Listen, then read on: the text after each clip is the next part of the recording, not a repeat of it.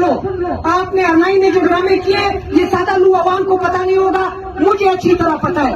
ان چیزوں سے باز آ جاؤ.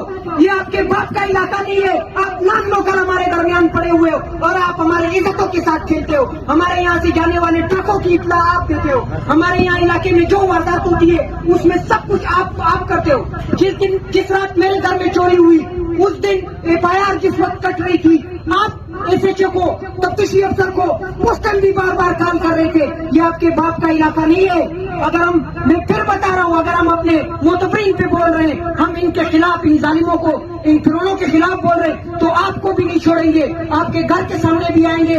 وگرنہ ان چیزوں سے سدھر جاؤ. یہ ان کے ساتھ وہاں جاتے ہیں. یہ امین مروت اور ہمارے علاقے کے کچھ اور نوجوان اس بات کو رفع دفع کر کے ختم کرتے تھے. اس چیز کی تکلیف ختم نہیں ہوئی تھی.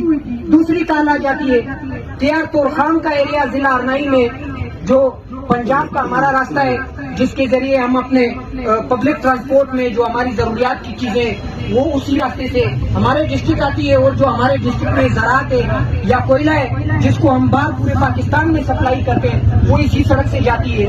کہ اس سڑک پہ کچھ لوگوں نے آ کے وہاں باقاعدہ گاڑیوں کو روکا ہے. گاڑیوں والوں کو کہا ہے کہ آپ اپنا ڈیزل نکالے.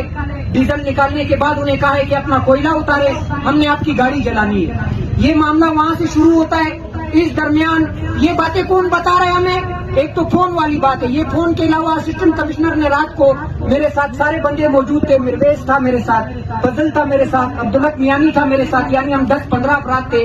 ان کے درمیان اسسٹنٹ کمشنر خود کہتا ہے کہ جو لوگ, ملک میرا بھی بیٹھا ہوا ہے, مظفر بھی بیٹھا ہوا ہے, ان کے درمیان اسسٹنٹ کمشنر کہتا ہے کہ یہ لوگ جو پکڑے گئے ہیں ان کو FC آن کر رہی ہے. یعنی FC یہ کہہ رہی ہے کہ یہ ہمارے لوگ ہیں, ان کے پاس جو موٹر سائیکل ہے وہ بھی ہماری ہے, ان کے پاس جو ہتھیار ہے وہ بھی ہمارے, لہٰذا ان لوگوں کو چھوڑ دو. میں اسسٹنٹ کمشنر کو دیکھ کے حیران ہو گیا. اگر اور لوگوں کو قانون کا پتہ نہیں ہے, مجھے بھی اتنا پتہ نہیں ہے کہ میں وہ قانون کو سمجھتا ہوں, لیکن تھوڑا بہت سمجھ آ گیا ہے. یہاں 10 سال یا 12 سال مسلسل جدوجہد کی وجہ سے میں نے اس کو کہا اگر FC آن کر رہی ہے کہ یہ لوگ ہمارے, پھر تو FC کے اوپر FIR بنتی ہے.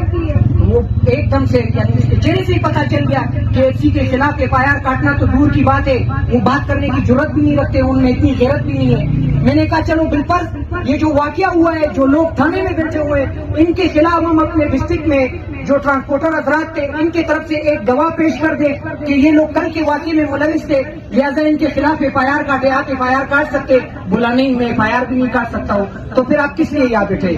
صرف اپنا پتلون ہمیں دکھانے کے لیے یہاں بیٹھے, یا ہمیں صرف یہ شو کرنے کے لیے بیٹھے ہوئے ہیں کہ آپ کو ہم لوگوں نے بے عزت بھی کرنا ہے, ذلیل بھی کرنا ہے, آپ لوگوں کو جو بھی ہم سے ہو سکتا ہے ہم کریں گے, آپ لوگ بزدل ہو, آپ لوگ ہمیں کچھ نہیں کر سکتے ہو.